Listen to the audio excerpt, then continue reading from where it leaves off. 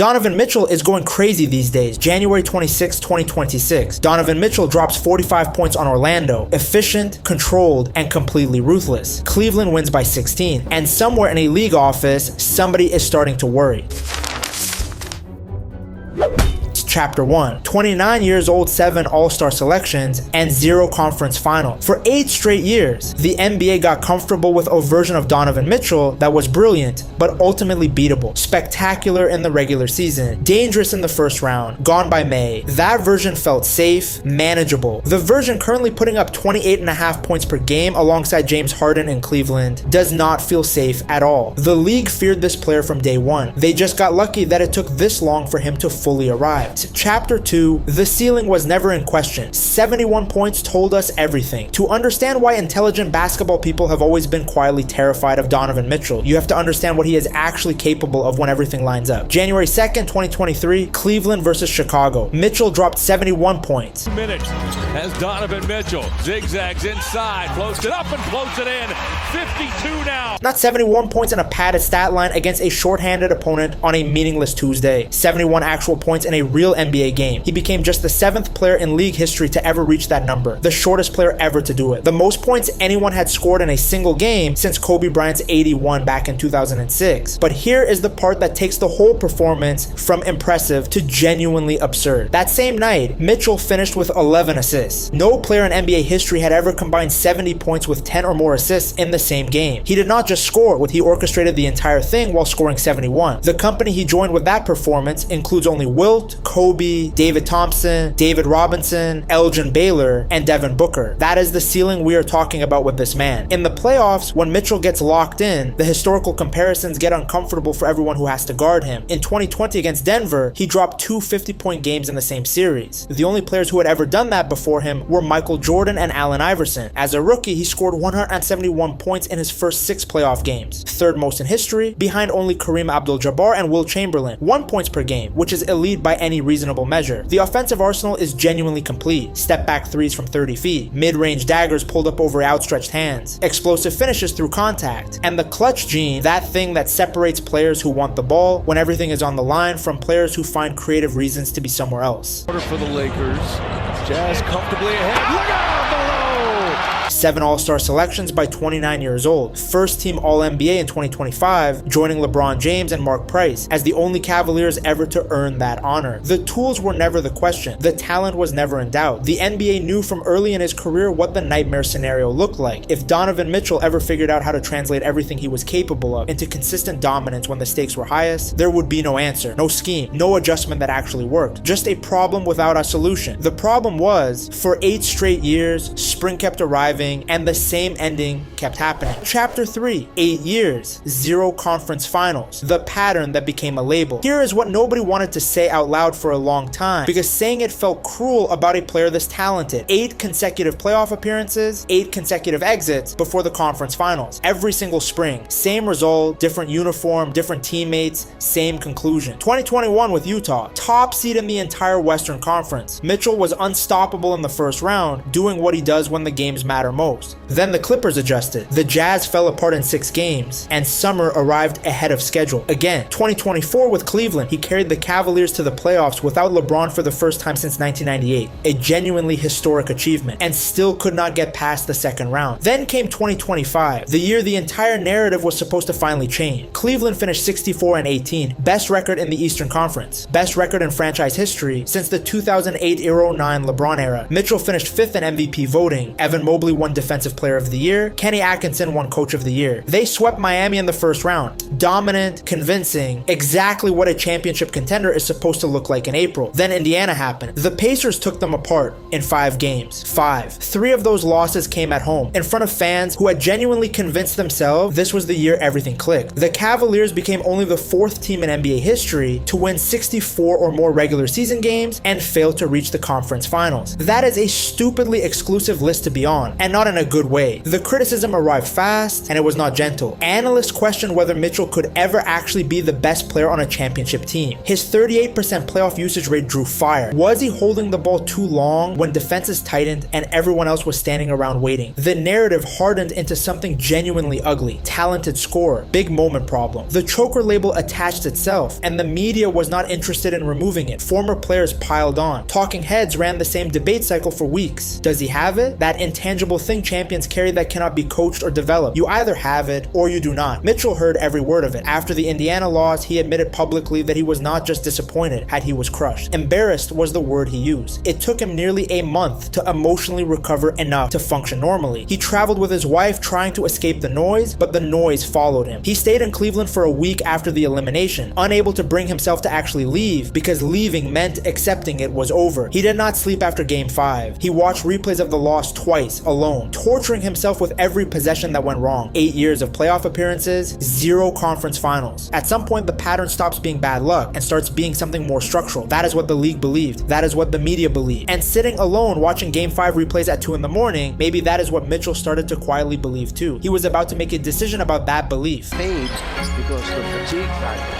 Mitchell whirls to the best. Chapter 4. The offseason, nobody saw how Mitchell decided to become undeniable. The summer of 2025 was supposed to be about rest, recovery, quiet reflection after a brutal ending to a season that had held so much promise. For Donovan Mitchell, it became something else entirely. While the league moved on to the next news cycle and the hot takes eventually cooled down, Mitchell disappeared. No interviews, no social media presence, no public appearances chasing relevance, just work starting earlier in the offseason than he ever had before. He sent his teammates, Garland, Mobley, Allen, a simple text message. 4 words, 1 more rep, 1 more step, no speech attached, no lengthy motivation, just a standard being set quietly. The goal was not improvement in the general sense. The goal was elimination. Every specific weakness the critics had identified, every legitimate excuse his doubters could point to, every gap in his game that opposing coaches circled on their scouting reports, he was going to burn all of it down before October arrived. By the time training camp opened, teammates noticed it immediately. This was not the same person who had walked off the floor in May. The frustration was gone. The searching quality that had defined his demeanor after Indiana was gone. What replaced it was something harder and quieter. A locked-in focus that his teammates described as genuinely different from anything they had seen from him before. He was not trying to prove the doubters wrong anymore. That is ultimately a losing game, because you silence one critic and 3 more appear to take the spot. Mitchell had arrived at something more sustainable. This was about proving himself right. When the season tipped off, the numbers followed the mentality. And this is the part that mattered. It was not empty volume. It was not a guy jacking up 30 attempts per night to inflate his average. Elite efficiency running alongside elite volume. That combination is what breaks defenses, because you cannot sag off him and you cannot leave him space to create. He is leading the entire league in 3-pointers made. Checks the shot clock and shows 4. He'll step back and fire a 3.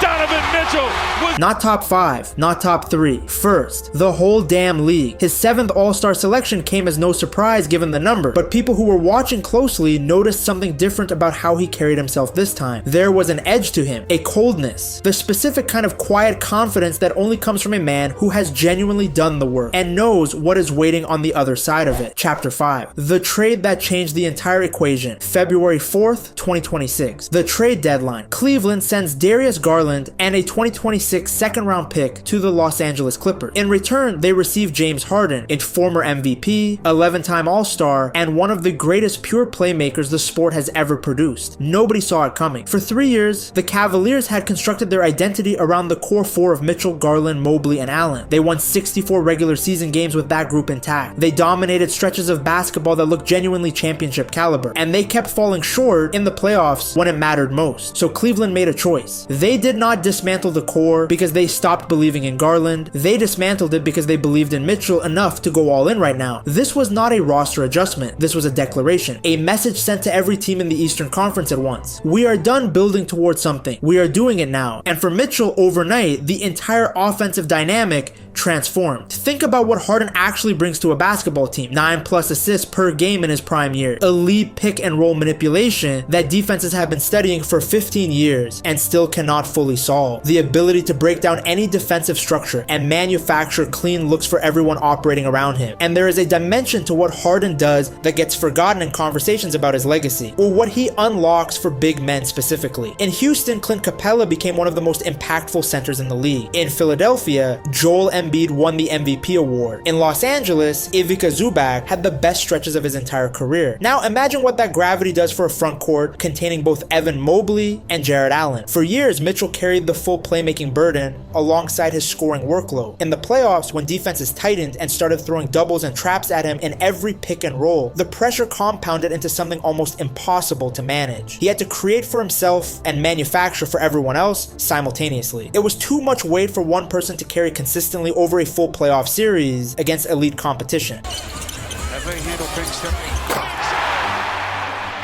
Now Harden handles the orchestration. Mitchell becomes what he was always supposed to be, a pure scorer operating within a system specifically designed to maximize his gifts rather than exhaust them. The backcourt combination of Harden and Mitchell is one of the most offensively dangerous pairings in the NBA right now. Two players who can generate a quality shot from anywhere on the floor, two players who command defensive attention on every single possession, two players who have spent their entire careers waiting for exactly this kind of partnership, even if neither of them knew it. The results were not slow to materialize. Cleveland went 4-0 in Harden's first 4 games with the team. Mitchell kept scoring 30+ per night, but now with better spacing around him, less late game fatigue from carrying every possession, and a genuine trust in the infrastructure surrounding him. After the trade, Mitchell was asked about the pressure of integrating Harden mid-season with the playoffs approaching. His answer was worth paying attention to closely. He said there was a sense of urgency, that this might be one of his last real opportunities. Maybe Harden's last opportunity too. He said they both understood what was ahead of them. He did not use the word pressure. He used urgency. That is the difference between a player who is scared of the moment and a player who has decided the moment belongs to him. Chapter 6. Every excuse has been removed. This is what running out of reasons looks like. Look at what Donovan Mitchell's situation actually contains right now. An MVP caliber playmaker in Harden